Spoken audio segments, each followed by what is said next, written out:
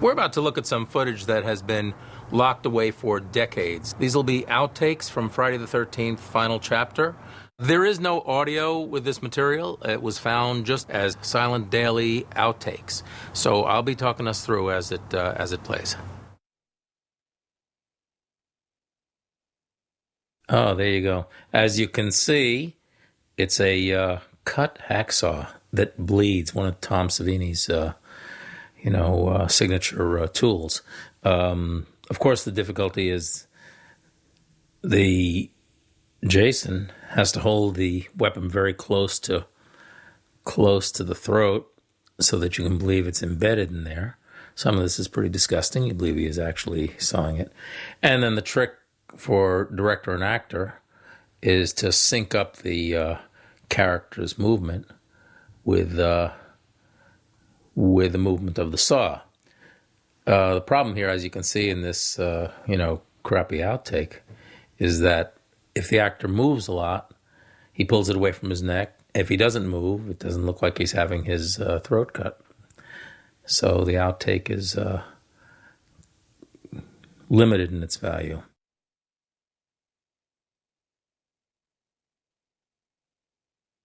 It's lovely, isn't it? There he is, getting a dose of red Caro syrup, so he can bleed as his head is twisted. Ted White's hands twisting the head. A false body and a real Bruce. Actually, in the end, we used only shots of the real Bruce. We had made a casting of his head, but didn't use those.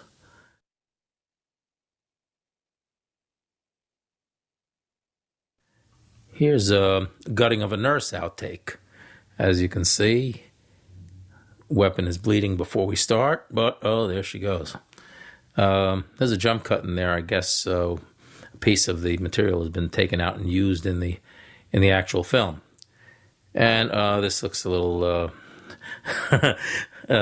strange, but yeah, there you go. Well, all the tricks are revealed, aren't they? That's how Jason lifts a nurse.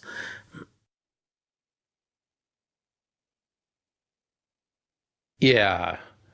Now, this was a tough one because we don't have we can't hide in darkness here because it's an exterior, day exterior.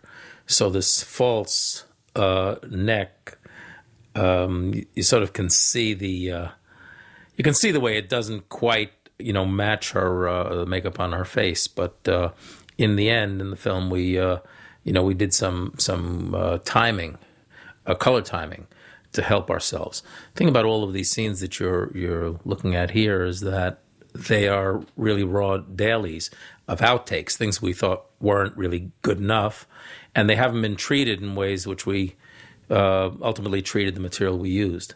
But in any case, you can see, again, it's the combination of the acting, the drooling actress in that case, and and the effect. We shoot these with multiple cameras, so there will be tighter shots and wider ones, and some shots are established only to use a tiny little piece, maybe the appearance of Jason. And this, for example, there was an edit. We had cut this scene in such a way that it really was, I thought, much better than what's finally used in the film. It's really horrific because of, this illustrates her performance, which is horrible. If you can hear the soundtrack, I mean, just the shrieks that she played and that she did, the bloodletting from Savini's effect, and the piercing of the false piece of her back. Now, of course, with the proper color timing, it is much more convincing.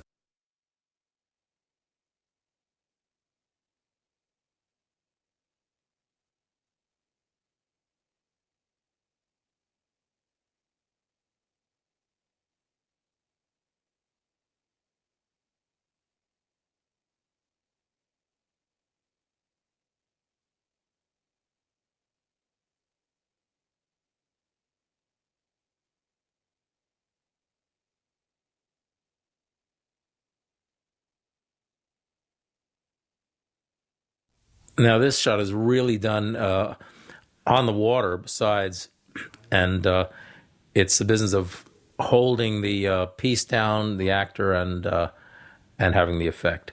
He is rigged to be lifted out of the water on wires, and as you can see, the wires didn't always work exactly the way we wanted them to. I mean, we only needed a small piece.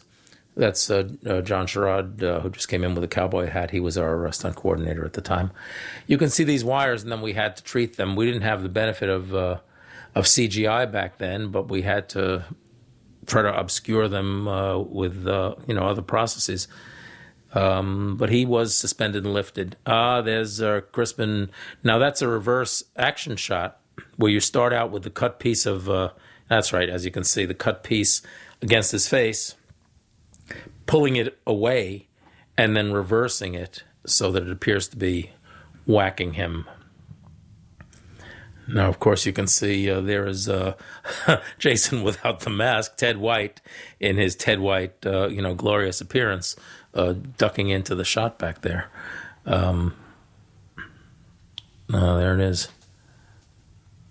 And again, as discussed before, we placed it between his eyes because it seemed much more horrific.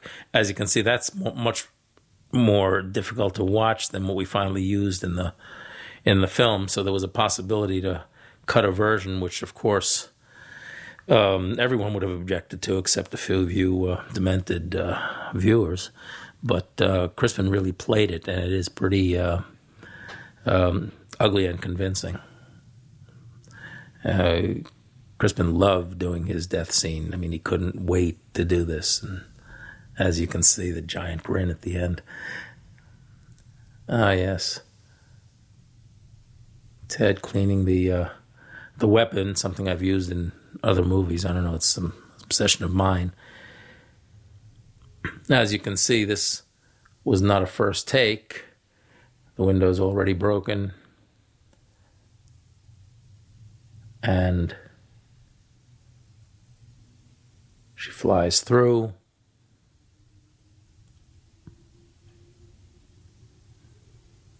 Something interesting about that slow motion, look at that. Look at her sailing there. There's something interesting about these shots. I mean, it was totally possible to have used one of those. There's the there she is hitting the roof of the car. This is a take that wasn't used. I ultimately had him do it over again because I didn't like the way she hit the car.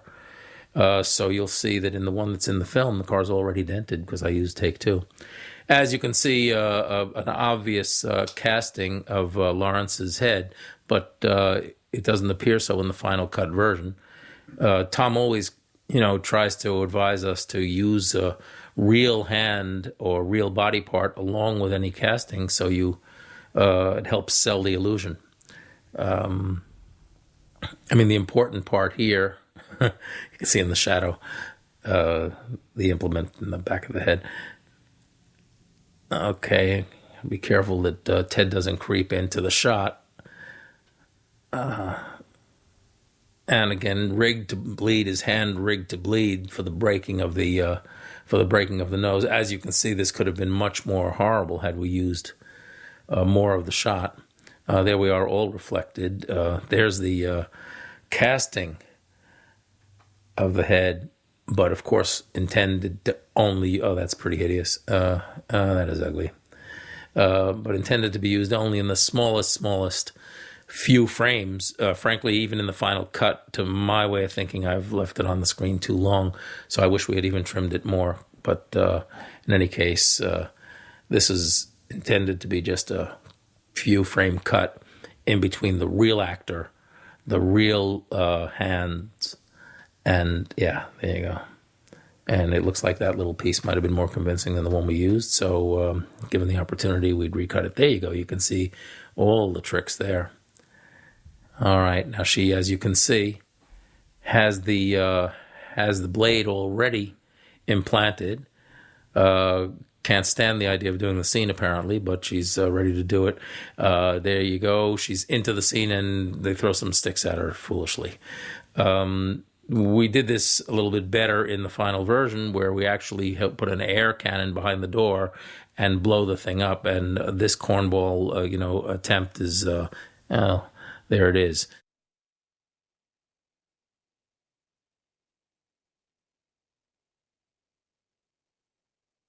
That's the trainer holding up I think, some kind of a stuffed rabbit or something, trying to lure Gordon out the window. Gordon loves stuffed rabbits, or whatever the heck toy it was. And there he goes. Of course, you can see his tail come up, so he's only jumping that little way out and caught on the mattress. But that is a nice breakaway. Even the second try. Well, there's a third sort of try. That's okay. Second trainer comes and recaptures Gordon, and there you go. Here's the other side. Gordon helps himself out a little bit, but does take the dive. In the end, we made it of a couple of pieces. There you go. That's Rob, or actually a stuntman doing an impression of Rob going through the window there. Okay, throwing the thing over, but ultimately the composition, was such that we wouldn't have wanted to stay on that. He locked him, almost trapped himself in the door. Crispin, nailed to the doorway, ripped away. Now, we used an insert in the final version of his hand, so you could see the hand being literally torn by the spike that's through it. So that's intended to be both sides of the cut, but the close-up on the hand is what you needed to be able to sell. And there's, of course, Crispin being Crispin. Oh, there she goes. That's, as you can tell, undercranked, so she seems to be falling out faster than she did. And matching the position that she fell in, there you go. Pretty brutal at that speed, but looks unreal. Looks fake at that speed. So we ultimately used something that seemed more realistic. That drop wasn't used. The splitting of the hand, which I actually sat in the movie theater on opening day and heard a fan, after Jason's hand was split by this machete, a fan sitting in front of me said, "Now Jason's mad," as if all the other things that happened to him really didn't impress him. There you go, the splitting of the hand, again done in reverse action. And there is the hideous split hand, a little too crude. As you could see, Kimberly is in character from before she starts, gets a little blood in her eye, but there she goes, the trooper goes again. There's Ted, who, in to his credit, encouraged the actors to really encounter him and, whack him with whatever it is they were using. So Ted took a lot of beating on behalf of the film and has helped the film tremendously by doing that. We knew the unmasking of Jason was going to be a very important piece. The dropping of the mask and how it would fall, of course, because the iconic mask had to land just where we needed it to land. So many, many, many false attempts on these things until we got the one that we ultimately used. There you go. It was not used with a foot pushing it into position, I might add, yeah. Oh, there you go. Reverse action of the machete in Jason's head. Ted requesting it a little higher. And so there you go. Little Corey has to be able to maneuver this per direction. But Ted is really playing the scene perfectly as he falls. Again, these are issues of lighting, and the way you're seeing it here, it would not be the way we finally color timed it for the film. But also, we need to keep much of this in the dark so that you can't see the details of the way the effect is done. And there always is way more blood than we could possibly use, but there are a few of you out there that think otherwise. Oh, that's lovely, isn't it? Pulling the thing out and putting it back in. No, as we've discussed earlier, the puppet is really manipulated by lots of people. Make it bleed, manipulate the tongue, facial movement. It does all kinds of things. So, had we used just a tiny piece of that, There you are. And this gets even more hideous because it really separates from the. Yeah, it's the skull totally separates.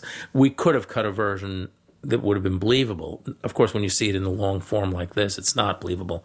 But we could have cut a version using just a few frames of that would have been believable, but way too hideous for most audience.